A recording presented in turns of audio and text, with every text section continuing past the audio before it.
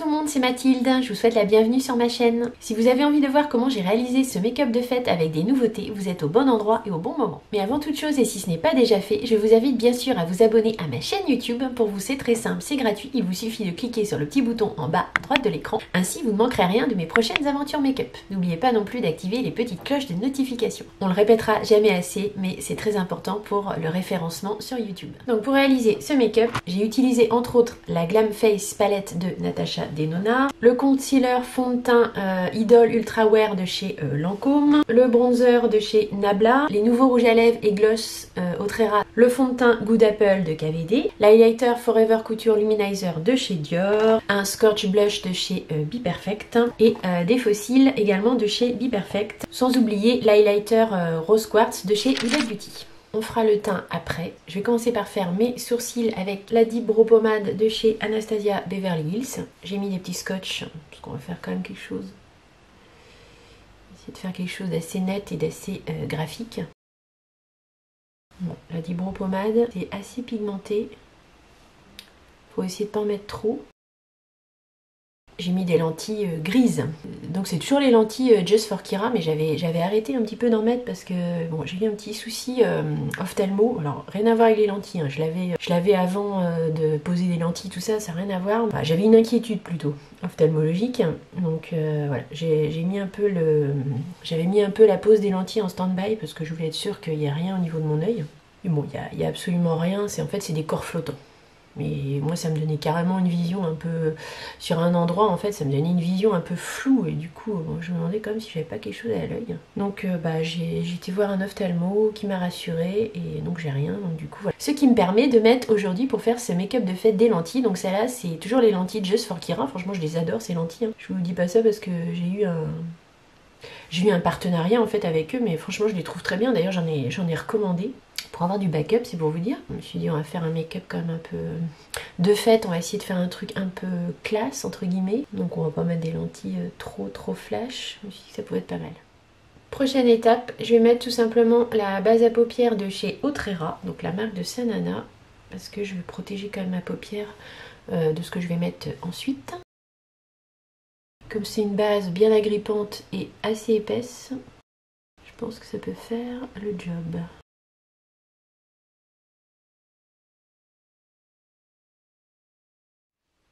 Ensuite avec un pinceau plat, je vais appliquer une base noire en fait sur mes paupières mobiles. Là c'était la Color 24 Tattoo de Maybelline. Après n'importe quelle base noire j'ai envie de vous dire, ou même un fard poudre noir peut faire l'affaire, hein.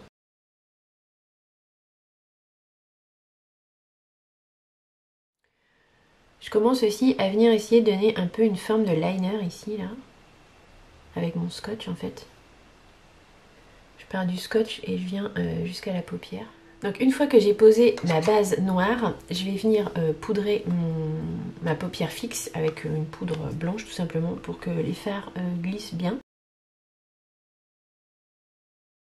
Une fois que j'ai réparé mes bêtises, n'est-ce pas? Je prends la Glam Face palette de Natasha Denona et je vais venir prendre cette couleur ici que je vais appliquer en creux de paupière mais de façon un peu plus précise. Donc c'est la couleur Smoke. Je prends un pinceau Zoeva 231 parce que c'est une petite pointe boule fine qui est facile pour faire le creux de paupière.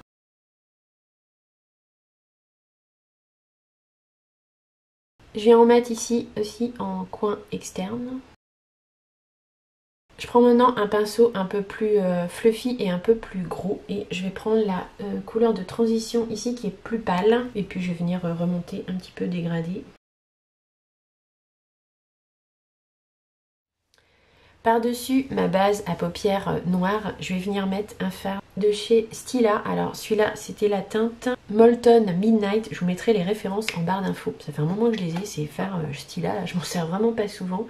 Et c'est des fards qu'il faut utiliser rapidement, donc j'espère que les paillettes sont encore bonnes. Vous voyez, c'est sur une base de noir avec des paillettes argentées. Après voilà, vous pouvez mettre par-dessus des paillettes argentées, vous pouvez mettre un fard un peu champagne, un peu pailleté, ça va faire l'affaire aussi. Ce fard là, si on le sort pas au fait, on le sort jamais quoi. Mais voilà, l'inconvénient des fards Stila, d'abord ils sont très chers, parce que maintenant on en trouve quand même des fards un peu équivalents, beaucoup moins chers, et puis ils sèchent vite quoi. Après voilà quoi, je trouve que ça rend quand même, ça fait assez joli.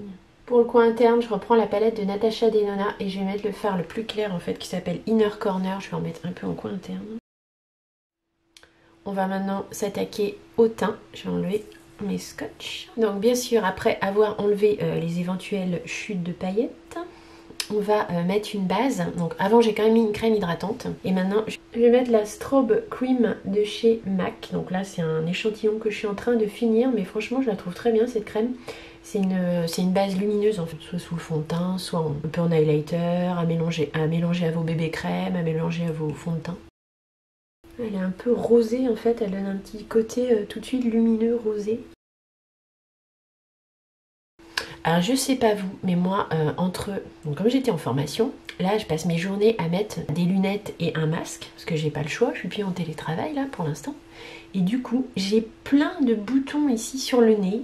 Ici, enfin j'ai des boutons partout quoi, que j'avais pas du tout avant de mettre le masque tous les jours, toute la journée. Pour faire un teint relativement flawless, relativement parfait, et comme c'est quand même pour un maquillage de fête, je me suis dit que j'allais prendre le Good Apple de chez Kat Von D. Donc moi je l'ai en teinte médium 27 et je vais l'appliquer avec une éponge. Ça c'est une éponge un petit peu effet velours que j'aime assez, que j'ai acheté chez Nocibé si ça vous intéresse.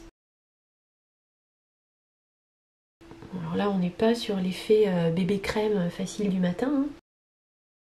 Mais on est pour un maquillage aussi de fête ou de réveillon. Donc là, on va faire un teint quand même un peu plus soutenu, quoi.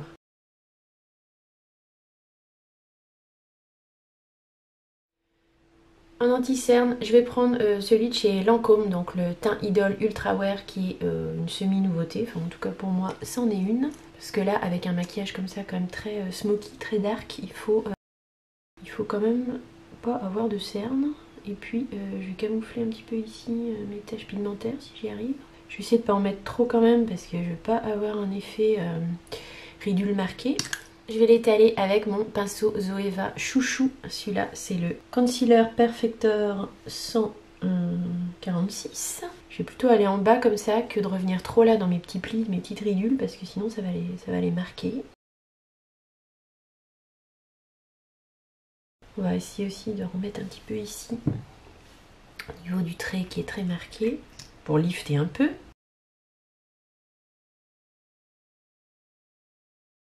Je vais venir prendre cette magnifique palette que vous avez dû voir dans mon dernier haul, que j'aime pas du tout, mais bon, j'aime bien les deux poudres ici pour faire le dessous de l'œil, donc on va prendre ça. Je vais prendre celle qui est un peu banane là, je vais mettre tout de suite un peu de poudre ici. Je vais venir poudrer un petit peu mon teint avec toujours la Prime and Poreless de chez Too Faced qui est dans ma rotation, donc je m'en sers. On peut aussi mettre une poudre libre si on veut poudrer davantage. Je vais venir faire mon ras de cils inférieur avant d'oublier. Je vais remettre un peu de base à paupières noire que je vais venir dégrader avec un fard marron. Je vais maintenant dégrader le trait noir que j'ai fait en ras de cils inférieur avec ce fard marron. Voilà où on en est pour le moment. Ça se passe pas trop mal, c'est pas fini mais ça se passe pas trop mal. Je vais venir mettre du bronzer, donc je vais prendre celui de chez Nabla que vous avez vu dans mon dernier haul qui se présente comme ceci. C'est la teinte Soft Revenge.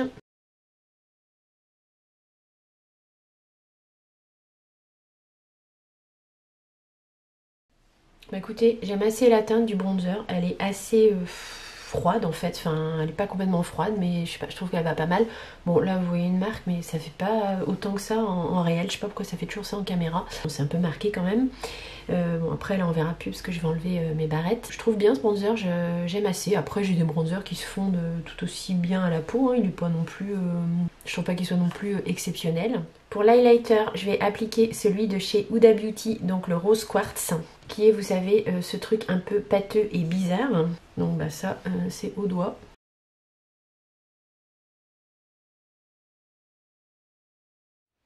Ça fait une bouillasse.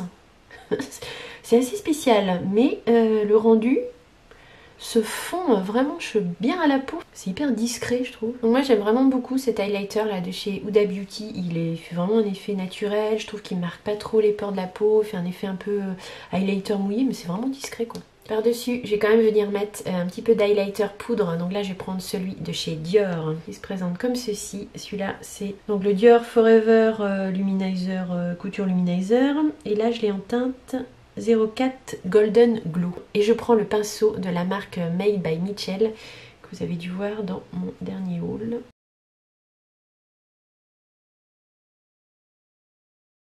Pour le blush, on va mettre un truc quand même qui pète un peu. Donc on va prendre le Scorch Blush de chez Be Perfect. Désolée, c'est un peu effet miroir.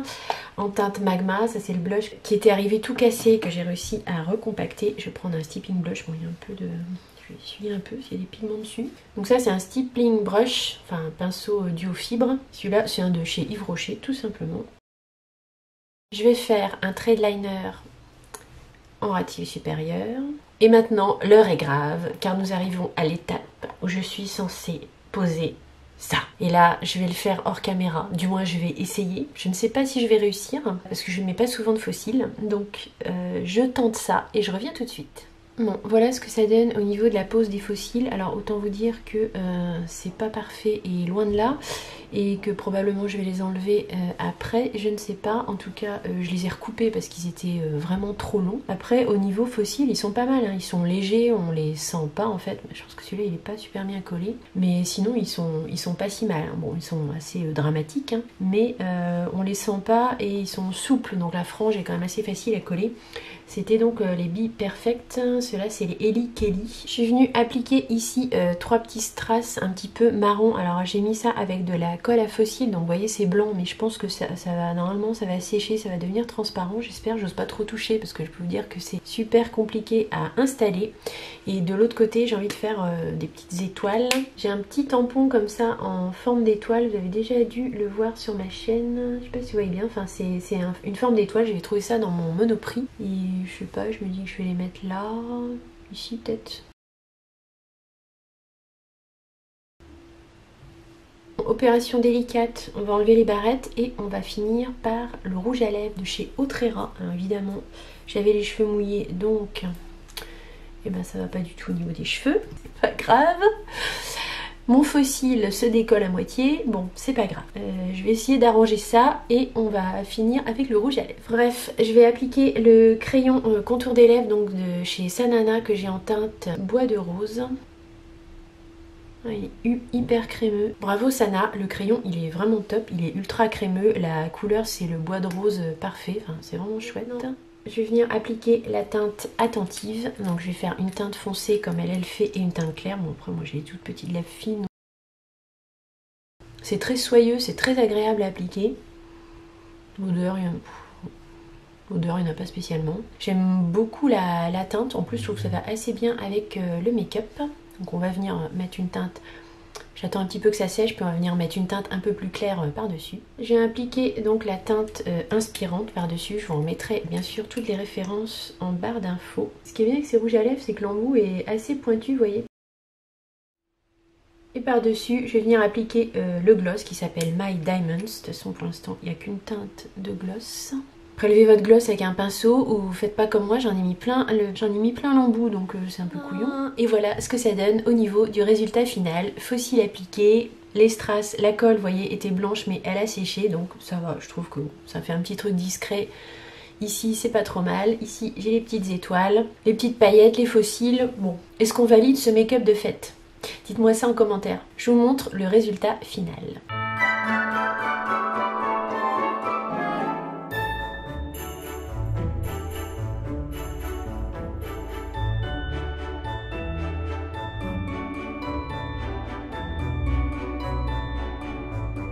Ma vidéo make-up de fête est terminée. J'espère très sincèrement que ce maquillage vous plaît. J'espère surtout qu'il peut vous inspirer, vous donner des idées pour faire vos make-up. Si tel est le cas, bien sûr, n'oubliez pas de mettre un petit like, un petit thumbs up. Ça m'encourage et c'est très important pour le référencement sur YouTube. Je vous invite aussi, bien sûr, si ce n'est pas déjà fait, à vous abonner à ma chaîne pour ne rien manquer de mes prochaines aventures make-up. Je vous souhaite de très bonnes fêtes de fin d'année et je vous fais plein de gros bisous. Bye! Ensuite, je ressors une palette de chez Juvia's Place. Donc celle-ci, c'était la The Festival by Juvia's. Et je vais prendre le Bordeaux qui est ici.